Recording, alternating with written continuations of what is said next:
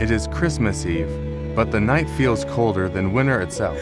Snow drifts gently outside the window, settling over the Turner family home decorated with glowing lights, wreaths, garlands, and warmth that never seems to reach Michael Turner. He sits alone on the edge of the bed in the small guest room, the room he has always been pushed into since childhood, staring at framed photos on the wall. Pictures of smiling siblings at award ceremonies, family trips, birthdays, but Michael is barely visible in any of them, always standing at the edge, cropped out, or missing entirely. The soft flicker of Christmas lights leaking under the door only makes the silence inside feel heavier. He presses his palms over his eyes, fighting the sting of tears, trying to swallow the pain he has carried for years, the constant feeling that he never truly belonged in his own home. Michael hears footsteps and faint laughter downstairs, and something inside him, curiosity, fear, and dread, pulls him toward the staircase. He quietly cracks the door open and steps into the hallway, careful not to make the floorboards creak. He reaches the top of the stairs and stops when he hears his own name mixed in with whispers. His mother laughs first, telling the others she can't wait for tomorrow because Michael has no idea what's coming. His father joins in, calling him a disappointment and saying he needs to be put in his place. His older brother Ryan adds that watching Michael open their special gift in front of extended relatives will be the best entertainment. Even Hannah, his younger sister, the one he once protected from childhood bullies, giggles and says she hopes Michael cries in front of everyone. Their laughter rings like knives. Michael pulls away from the railing before someone notices him, his body shaking so violently he nearly loses balance. He climbs back to the guest room and closes the door quietly, but the damage is done. Every word echoes in his head. Failure, useless, burden. The same insults he grew up with. He remembers being blamed for things he never did, being compared to his siblings, being told he wasn't smart enough, successful enough, important enough. He sits on the floor, knees pulled to his chest, trying to breathe, trying to understand why the people he loved most want to humiliate him intentionally, publicly, and joyfully. The Christmas lights outside keep flashing, cheerful and mocking. He looks up at the ceiling, voice shaking, whispering the only truth that finally sinks in after a lifetime of denial. They really hate me. My own family. Michael grew up in a home where silence was easier than speaking. He was the quiet child, thoughtful, observant, always reading or building small computer projects while other kids played outside. But instead of admiration, his parents treated his introversion as a flaw. His father often told him he lacked ambition, and his mother joked that he was born tired. The house revolved around Ryan and Hannah. Ryan, the golden son who excelled in sports and business. Hannah, the pretty daughter adored by relatives and teachers. Michael became the shadow between them, praised only when he stayed out of the way. Family gatherings were the worst. Relatives openly compared him, asking why he couldn't be more like his siblings. As a child, he learned to smile politely and shrink himself smaller each year, believing there must be something wrong with him for never being enough. Now at 27, Michael still carries that weight. He recently lost his tech job not because of performance, but because the startup collapsed.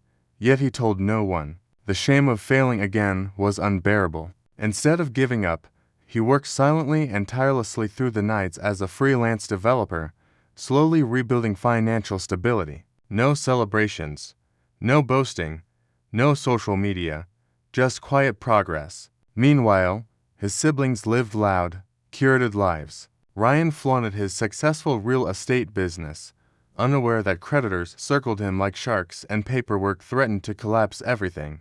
Hannah posted glamorous pictures online, pretending her career was thriving, when she was privately terrified of being dropped from her modeling agency. And yet, despite everything, the family worshipped them and belittled Michael. Still, he chose to come home for Christmas, hoping maybe this year they would finally welcome him rather than tolerate him.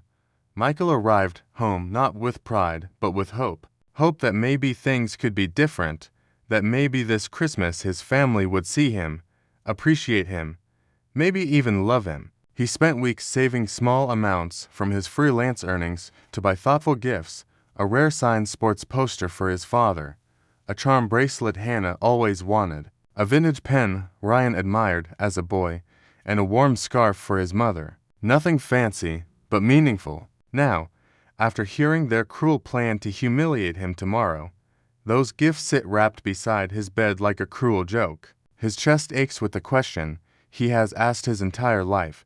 Should he stay quiet and endure it because family is supposed to be forgiven?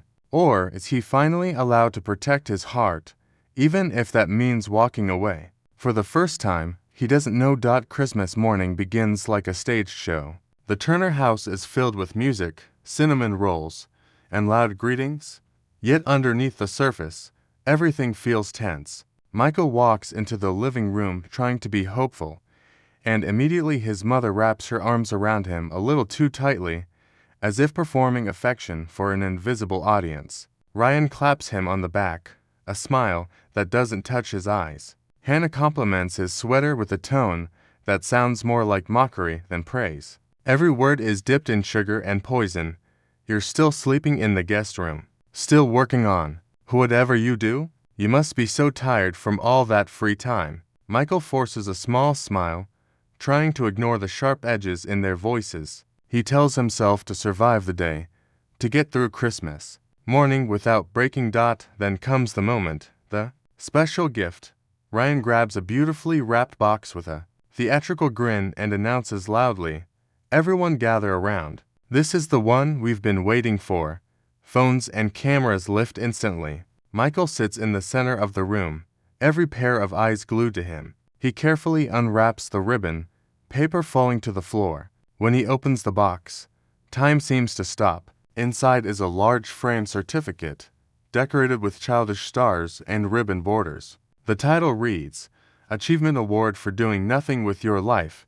Beneath it are the signatures of every family member, even Hannah's decorated with hearts. Laughter explodes around him like fireworks. His father wheezes with amusement. His mother wipes tears from laughing too hard. Someone shouts, "Don't get upset, it's just a joke." And a phone keeps recording his frozen expression. The sound of their laughter vibrates in Michael's bones, but he does not cry. Not this time. His fingers slowly loosen from the frame, and his face becomes unreadable, not broken, not angry, just quietly done. He looks at each of them one by one, allowing the moment to burn into memory forever. His father nudges Ryan, joking about how Michael can't take humor. Hannah rolls her eyes and says, "There he goes, Mr. Sensitive." His mother whispers just loud enough for him to hear. He ruins every holiday. But Michael doesn't respond. Instead, he stands up calmly and walks toward the hallway without a word. The silence he leaves behind is louder than their laughter. They continue mocking him behind his back, but for the first time in his life, the humiliation doesn't crush him, it crystallizes him. Something inside him has changed forever. Michael closes the bedroom door and locks it before anyone can follow. His hands shake at first, but as he begins packing his backpack, the trembling disappears. The pain is still there, but now it has shape, clarity. For years he believed that love meant enduring everything silently. But tonight, packing his clothes and laptop, he realizes love has never existed here, at least not for him. Each folded shirt reminds him of a memory, the school ceremony where his parents left early because Ryan had a basketball game. The birthday where everyone forgot to buy him a cake. His graduation where they never took a picture with him. Tears hover, but he refuses to let them fall. If his family wants him gone, then he will give them exactly that, but on his own terms. With dignity and control for the first time in his life. As he continues packing, Michael opens a drawer and pulls out a small folder filled with documents, the kind his family would never expect him to have. Receipts, records, emails, tax files. Months earlier, while helping his father with a computer issue, Michael recovered deleted emails showing unpaid property taxes, fraudulent contracts, and hidden loans tied to Ryan's failing real estate business. He never meant to expose them. He stored the documents only because it bothered him that his family always lied about perfection. He wanted to believe that even flawed people could love him. Now, sitting on the floor with his laptop and hard drive beside him, he looks at the evidence again. He has the power to crush their carefully built reputations, not out of revenge, but simply by telling the truth. For the first time in his life, Michael realizes he is not powerless. Night falls and the house grows louder. Through the thin wall, Michael hears his family laughing again. But this time the laughter is different. They are talking about him openly, without restraint. His father says he hopes Michael leaves before he ruins another Christmas. Hannah jokes that she blocked him on social media because he brings down her image. Ryan laughs the loudest, saying Michael should move far away so they never have to deal with him again. Their mother ends it with a sigh. He was a mistake we kept too long. Something deep inside Michael shifts, not rage, but finality. For the first time in his life, there is no more begging for approval, no more waiting for love. He zips up his backpack, stands tall, and whispers, "You want me gone? Then watch me leave." The version of Michael they controlled is gone forever. Christmas dinner unfolds like a celebration of perfection. The long dining table is crowded with grandparents, uncles, aunts, and cousins, all dressed elegantly, exchanging stories of promotions, business expansions, and flawless lives. Michael sits quietly, listening, watching how his parents proudly describe Brian's thriving company and Hannah's unstoppable modeling career. No one asks Michael about his life, not even once. At the peak of laughter and polished conversation, Michael slowly rises from his seat and taps his glass gently. The room quiets. His voice is steady, almost gentle. "Can I have 1 minute?" All eyes turn toward him, some bored, some confused, some already irritated. No anger shows in his posture. He smiles politely, thanks everyone for being there, and says he wants to share something important about family, a gift, as he calls it. The room settles into deep, uneasy silence. Michael begins speaking, not loudly, not bitterly, just truthfully. He reveals that after losing his job, he didn't collapse. He started freelancing in tech and now earns more than Ryan's collapsing real estate business. Confused murmurs ripple across the room. Then he continues, "The house everyone is eating in was nearly taken by the bank last year, and Michael secretly paid part of the mortgage to keep his parents from losing it." Gasps echo. Before anyone can speak, he places printed documents on the table, emails, tax warnings, legal notices, showing Ryan's tax fraud and Hannah's forged sponsorship contracts. The entire room freezes. Michael isn't gloating. His tone is heartbreakingly calm. "I never planned to use this," he says softly. "I only kept backups so I could help if things got worse. I never wanted to expose any of you. I just wanted to belong." The atmosphere turns suffocating. No one laughs now. His siblings stare with pale faces. His parents look humiliated before the extended family, yet no one speaks. For years, they tried to crush the quiet son, but the quiet son was the one holding their world together. Michael takes one deep breath, looks at the people who raised him, and finishes with the softest, sharpest sentence. "You wanted to humiliate me this Christmas. So I will give you a gift too. The truth." Then he does the one thing no one expected. He doesn't threaten them, doesn't blackmail, doesn't expose them online. He simply walks to the door, leaving all documents on the table. With his hand on the doorknob, he adds, "Fix your life. I won't be here to save you anymore." He doesn't slam the door. He closes it gently, and the silence is louder than any scream. Michael steps outside with his suitcase. Snowflakes drifting around him, and just like the night before, but everything feels different. The first time he sat in the car outside the house, he felt unwanted, invisible, weak. Now, walking away, he feels weight leaving his shoulders with every step. The cold air stings his skin, but fills his lungs with clarity. He doesn't rush, doesn't look back through the window to see whether anyone is watching. The chaos he left behind belongs to them, not to him. The streetlights glow against the snowfall as he makes his way to the taxi he ordered. For the first time in his life, He isn't running from pain. He's walking toward peace. He doesn't know exactly what the future holds, but for once, uncertainty feels like freedom instead of fear. He arrives at the small apartment he secretly rented weeks earlier, a backup plan he hoped he wouldn't need. The space is modest but warm. A small kitchen, a desk beside the window, a bed with clean sheets. It isn't luxury, but it is his, and that alone feels like victory. Michael opens his laptop, not because he has to work, but because building his freelance business now feels like building his future, not running from the past. He designs a new schedule, sleeps without fear, eats without tension, and works without judgment. When he wakes up the next morning, no one is yelling, comparing, or mocking him. Silence used to make him feel lonely. Now it feels like a friend. He realizes that success tastes better when it isn't used to beg for love. A few weeks later, while managing new clients and taking better care of himself, Michael writes a short message online, not to attack anyone, not to seek attention, but simply to express truth. Family shouldn't be earned, it should be given. The post quietly spreads, reaching thousands who understand his pain. He learns through meditation, therapy sessions, and new friendships that love without respect is not love at all, it is control. And he no longer accepts that. When he looks in the mirror, he no longer sees the boy who waited for affection. He sees a man who chose self-worth over approval. Snow still falls outside his window, just like before, but this time he watches with peace instead of sadness. Michael Turner is no longer the forgotten one. He is the healed one.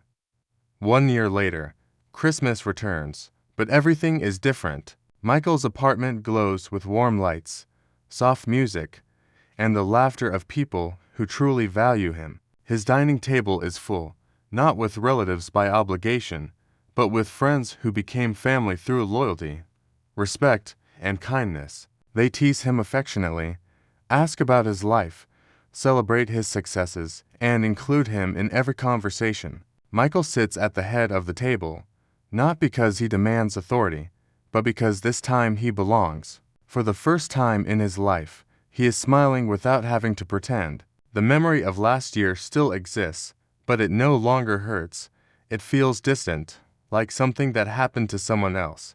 Peace now fills the space where pain once lived. This is the Christmas he always deserved. A sudden knock interrupts the celebration. The room quiets. Michael stands and opens the door. And there, on the threshold, stands his mother, eyes swollen, cheeks wet with tears. She doesn't hide her pain. She is trembling, desperate. "We're a mess without you," she whispers. "Please come home." Behind her, winter snow drifts onto the pavement like the night he left. This time, Michael doesn't freeze. He doesn't panic or shrink. He listens silently, respectfully, giving her the dignity he never received. His mother reaches for his hand, pleading, "We need you." Michael breathes slowly, remembering every humiliating moment. Every year, he begged for love that never came. Yet there is no anger in him, only clarity. He finally understands that they don't need him because they care, but because their world collapses without his sacrifice. Michael meets his mother's eyes and gently shakes his head. "I didn't leave because I stopped loving you," he says softly. "I left because you never loved me." His voice holds neither bitterness nor blame, only truth. He closes the door slowly, not to hurt her, but to protect himself. The sound of the latch echoes like the closing of a chapter years overdue. When he turns back to the living room, his friends don't pity him. They smile with understanding and welcome him back to the table. The moment is not sad. It is liberating. He sits down. The room fills again with laughter, and Michael realizes he has finally broken the cycle of begging for affection. The final thought settles peacefully in his heart as the celebration continues. Sometimes the family you lose is the price for the family you deserve.